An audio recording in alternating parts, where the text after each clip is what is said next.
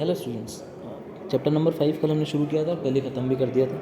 क्या था वो आपका? Magnetism and matter. आपका चैप्टर नंबर 6 शुरू करते हैं हम, वो है इलेक्ट्रोमैग्नेटिक इंडक्शन। अब थोड़ा बड़ा चैप्टर है ना, अभी फिर से छोटा नहीं है। ऐसा नहीं कि आज शुरू किया और आज ख़त्म हो जाएगा, आज थोड़ा सा बड़ा चैप्टर है, टाइम लगेगा इसको। इलेक्ट्रोमैग्नेटिक इंडक्शन देखो, इसके पहले इसकी थोड़ी सी आउटलाइन समझते हैं। शुरू हमने कहाँ से किया था और हम कहाँ पहुँच गए। हमने सबसे पहले शुरू किया था चार्ज, जो कि एक जगह पर रखा रहता था, स्टैटिक चार्ज हुआ करता था वो। फिर हम थोड़ा सा आगे बढ़े थे, हमने क्या किया था, चार्ज को मूव कराना शुरू किया। तो हमने देखा कि चार्ज के मोशन की वजह से क्या प्रोड्यूस हुई? करंट। पहले चार्ज क्यू क्या था? स्टैटिक। चलो ना, लिख भी देता हूँ एक बार। चार्ज क्यू पहले क्या था? स्टैटिक। फिर चार्ज को जब हम मोशन में लाए, तो हमारे पास क्या मिला? Current I. क्या मिला? Current I. मतलब चार्ज मूव करते तो करंट प्रोड्यूस हुई, आई। उसके बाद करंट कैरिंग कंडक्टर की वजह से हमको क्या मिला? मैग्नेटिक फील्ड भी। यहाँ तक हम पहुँचे। शुरू के 5 चैप्टर में हम कहाँ पहुँचे? स्टैटिक चार्ज पहले हमने पढ़ा, शुरू के 2 चैप्टर। थर्ड चैप्टर में हमने चार्ज को मूव करवाया था, हमको मिली करंट। फोर्थ चैप्टर में हमने करंट जो थी, उस करंट कैरिंग कंडक्टर की वजह से हमको क्या मिली? Magnetic field. और अब उसके आगे बढ़ेंगे हम, तो करंट कैरिंग की वजह से मैग्नेटिक फील्ड हमको मिल गई। अब इस चैप्टर में हमको क्या देखना है कि मैग्नेटिक फील्ड की वजह से क्या करंट प्रोड्यूस हो सकती है क्या?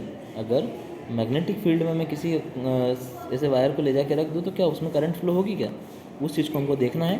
उसके पहले एक छोटा सा कॉन्सेप्ट है मैग्नेटिक फ्लक्स का, वो दिखा देता हूँ, उसके बाद हम आगे बढ़ते हैं। क्या कॉन्सेप्ट है मैग्नेटिक फ्लक्स का? क्या बोलता है कॉन्सेप्ट मैग्नेटिक फ्लक्स का? इलेक्ट्रिक फ्लक्स आपने पढ़ा था, क्या होता था electric flux? Electric field lines, मतलब number of electric field lines passing through an area in perpendicular direction, वो क्या होता था आपका? Electric flux. मैग्नेटिक फ्लक्स की बात करें तो मान लीजिए ये एक एरिया है ना, इसके थ्रू ये मैग्नेटिक फील्ड लाइंस बी पास हो रही है। इसका कुछ नॉर्मल वेक्टर एन होगा अगर थीटा एंगल बना रहा है वहाँ से, ठीक है। सेम कॉन्सेप्ट है, इसलिए ज़्यादा ध्यान नहीं दे रहा हूँ मैं। रिप्रेजेंटेशन है इसका जरूर काम का है। 5b लिखा जाता है। इलेक्ट्रिक फ्लक्स को हम सिर्फ 5 लिख देते थे या 5e लिख देते थे कई बार। मैग्नेटिक है तो 5b लिख दिया। तो 5b क्या होता है आपका? मैग्नेटिक फील्ड b इंटू ए इंटू कॉस थीटा। थीटा क्या होता है वहाँ पर? मैग्नेटिक फील्ड बी और ए के बीच का एंगल। फील्ड लाइंस जो बी होती है वो, और एरिया वेक्टर ए के बीच का एंगल जो होता है वो थीटा होता है, तो उसका कॉस कंपोनेंट ले लेना। बिल्कुल सेम है, कुछ भी नहीं अलग नहीं है। 5b कितना हो जाएगा? B dot A. अगर वेक्टोरियल फॉर्म में देखें तो बी डॉट ए के बराबर हो जाएगा। बिल्कुल इलेक्ट्रिक फ्लक्स में क्या होता था? ई डॉट है, यहाँ पर हो जाएगा बी डॉट ए। कुछ भी अलग यहाँ पर नहीं है। अब हम मैग्नेटिक फ्लक्स हमने देख लिया। इसके बाद फराडे नाम के एक फिजिसिस्ट थे जिन्होंने कुछ एक्सपेरिमेंट किए थे, ठीक है। फराडे ने कुछ एक्सपेरिमेंट किए थे, तो पहले हम उनके एक्सपेरिमेंट देखते हैं। उसके बाद उन्होंने वो एक्सपेरिमेंट से क्या कंक्लूड किया वो हम देखें। तो फराडेज एक्सपेरिमेंट्स, फराडे ने क्या एक्सपेरिमेंट किए थे एक एक करके देखना है हमको, है ना। ज़्यादा स्पीड में नहीं भागेंगे, एक एक करके सारे एक्सपेरिमेंट को देखेंगे। सबसे पहले क्या लिया फराडे ने?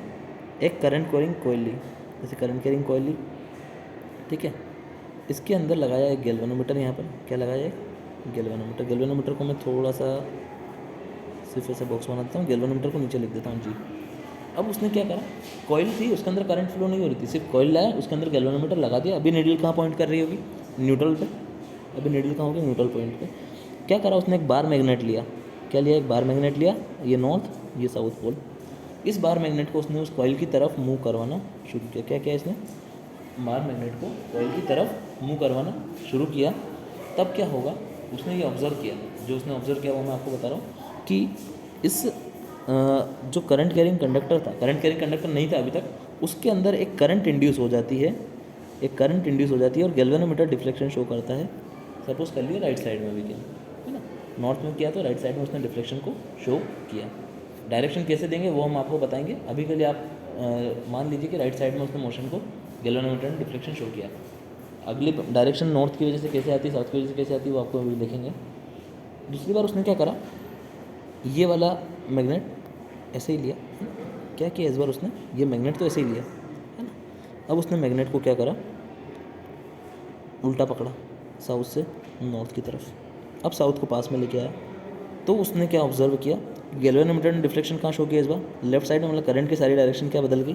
करंट की डायरेक्शन सारी क्या हो गई? बदल गई। यहाँ से आपको क्या समझ में आया कि जब जब एक कॉइल के पास हम मैग्नेट, कैसी कॉइल है? नॉर्मल कॉइल है, कोई बड़ी, ऐसा नहीं कि उसके अंदर करंट है, कुछ भी नहीं है, सिर्फ एक वायर लिया, उसको घुमा दिया, उसमें गैल्वेनोमीटर कनेक्ट कर दिया।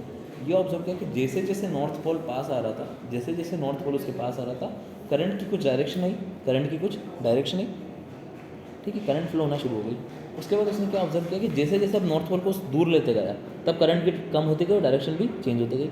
अब उसने मैग्नेट को ही बदल दिया। अब क्या करा उसने, साउथ पोल को पास में लेके आया तो करंट की डायरेक्शन बिल्कुल अपोजिट डायरेक्शन में फ्लो होना शुरू हुई। फिर जैसे जैसे दूर लेते गए करंट कम होते होते जीरो हो गई। ये उसने ऑब्जर्व किया पहले एक्सपेरिमेंट के साथ। पहला एक्सपेरिमेंट आपको समझ में आ गया होगा।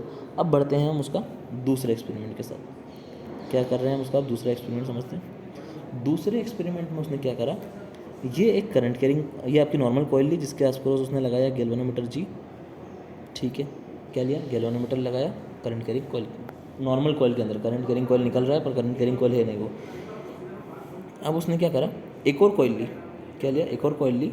कॉइल मतलब कुछ नहीं है, वायर को घुमा दिया, वही कॉइल है। इसके अंदर उसने एक करंट कैरिंग कॉइल लगाई थी, मतलब इसके अंदर कुछ पहले से करंट है, एमीटर है ये, है ना, जो एमीटर तो नहीं बोल सकते, करंट सोर्स उसने यहाँ पर लगा दिया। या करंट सोर्स के बारे में आपको ज़्यादा नहीं पता हो तो एक बैटरी लगा दी यहाँ पे जो करंट कैरी कर रही है ना, जो करंट कैरी करता है। इसके अंदर पहले से कुछ करंट है आई।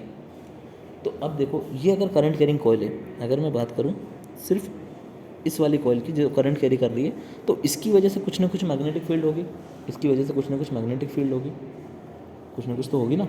उसके बाद क्या, जब इसने क्या करा, इस पूरी कॉइल को वो धीरे धीरे लाता गया इस डायरेक्शन में। कहाँ, कॉइल के पास लाता गया, दूर लेता गया, पास लाया, दूर लाया।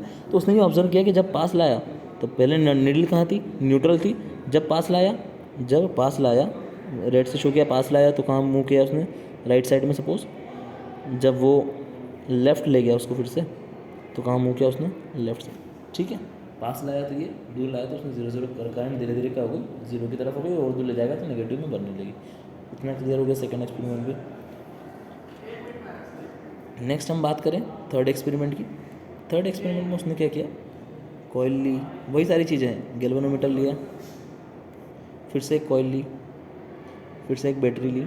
इस बार उसको एक डिस्टेंस फिक्स कर दी, यहाँ पे लगा दी उसने की। क्या लगा दी, एक की लगा दी। जैसे ही उसने की को प्रेस किया, जैसे ही की को प्रेस किया, एक माइक्रो सेकंड्स में टाइम होगा जिसके लिए उसने की को प्रेस किया होगा। उस टाइम पे ये गैल्वेनोमीटर अगर ऐसा था, उस टाइम पे एक छोटा सा डिफ्लेक्शन आया और उसके बाद फिर से वापस चला गया वो अपनी जगह पे। मतलब जैसे ही कॉइल पे उसने की को दबाया, मतलब जैसे ही कॉइल में क्या होगा, जैसे की को दबाया होगा, तो जिस टाइम पे इस कॉइल के अंदर करंट चेंज हो रही थी, इस बार इसको कॉइल को मूव नहीं कराया, सिर्फ करंट जो थी उसको चेंज करा उसने। 0 से करंट आई तक पहुंची, करंट कहाँ पहुंची, 0 से आई तक। तो जब तक वो करंट 0 से आई तक पहुंची तब तक के लिए गैल्वेनोमीटर ने डिफ्लेक्शन शो किया और फिर बंद कर दिया। क्लियर। अब जब उसने की को वापस से खोला, अब करंट कहाँ चेंज हुई, आई से 0 की तरफ। इस बार गैल्वेनोमीटर ने दूसरी साइड डिफ्लेक्शन शो किया और वापस उधर चला गया। 3 एक्सपेरिमेंट क्या थे ये हमको उसका समझ में आ गया, ये तीनों एक्सपेरिमेंट थे क्या। अब तीनों एक्सपेरिमेंट के कंक्लूजन्स हम देख लेंगे। कंक्लूजन क्या है तीनों एक्सपेरिमेंट से, जो कंक्लूजन निकला उसने उसको नाम दे दिया फेराडेस लॉ। क्या नाम दे दिया, फेराडेस लॉ। तीनों एक्सपेरिमेंट हमको समझ में आ गया कि एक्सपेरिमेंट में उसने किया क्या क्या था तीनों में। यहाँ से उसने ये कंफर्म किया, या ये उसने ये बताया, एक लॉ दिया कि हर बार क्या हो रहा था। देखो एक एक करके एक्सपेरिमेंट से शुरू करते हैं।